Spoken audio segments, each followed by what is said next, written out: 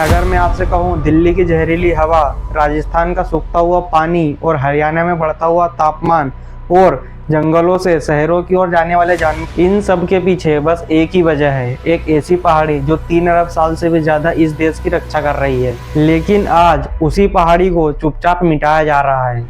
जी हाँ, मैं बात कर रहा हूँ अरावली पर्वत की। सवाल ये नहीं कि अरावली बचेगी या नहीं, सवाल ये है कि अगर अरावली नहीं बची तो क्या हम बच पाएंगे।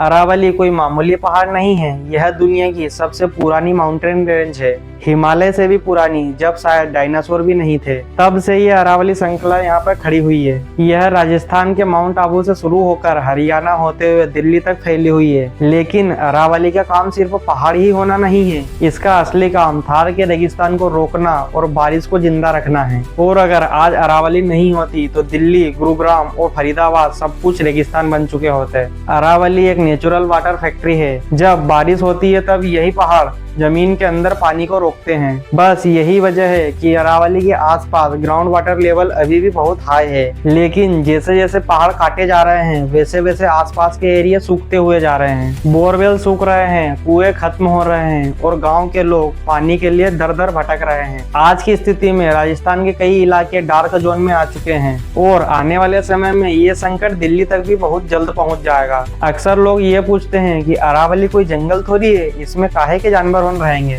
तो सुनिए, अरावली में रहते हैं शेर, चीता, तेंदुआ, लकड़बग्गा, नीलगाय, फॉक्स और 300 से भी ज्यादा प्रकार के पक्षियों की प्रजाति। जब ये क्षेत्र कटता है तो जानवर गायब नहीं होते, ये शहर की ओर भटकते हैं। दिल्ली में कई जगह तेंदुआ देखने की शिकायत मिली है। ये कोई कोइंसिडेंस नहीं है, ये अरावली की मौत का एक अलार्म है। अब आते हैं सबसे बड़े और सबसे खतरनाक मुद्दे पर। सुप्रीम कोर्ट में अरावली की परिभाषा को लेकर एक मामला चला। एक यह फैसला आया है कि जिसमें वही पहाड़ियों को अरावली में शामिल किया जाएगा जिनकी ऊंचाई 100 मीटर या उससे अधिक है। अरावली की ज्यादातर पहाड़ियां छोटी छोटी या टूटी हुई हैं। अगर ये नियम लागू होता है तो करीब 90% पहाड़ियां अरावली कानून की सुरक्षा के बाहर होंगी। इसका साफ मतलब ये है कि माइनिंग लीगल, कंस्ट्रक्शन इजी और फॉरेस्ट क्लियरेंस बहुत आसान हो जाएगा। आखिरकार अच्छी बात यह है कि भारत की जनता और पर्यावरणविदों ने यह कहा है कि अगर ये फैसला लागू होता है तो ये अरावली को मार देगा। आखिरकार सुप्रीम कोर्ट को अपने ही फैसले को रोकना पड़ा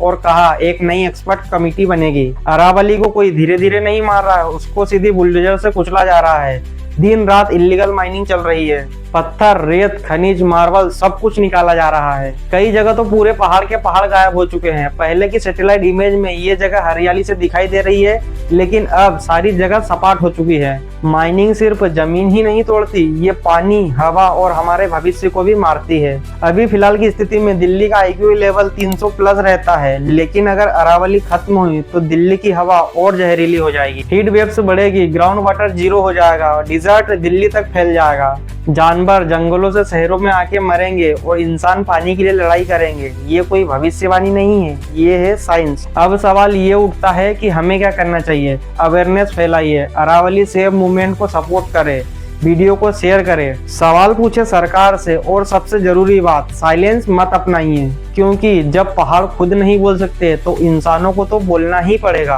अरावली सिर्फ एक पत्थर ही नहीं है, यह हवा, पानी और हमारा भविष्य है। अगर आज हम चुप बैठे तो हमारी आने वाली पीढ़ी हमसे सवाल पूछेगी कि जब अरावली कट रही थी तो आप कहाँ गए थे। उम्मीद करता हूँ कि आज का ये वीडियो आपको पसंद आया होगा। अगर आप चाहते हैं कि इसका पार्ट 2 भी आए तो जल्दी से अरावली सेव का कमेंट कीजिए।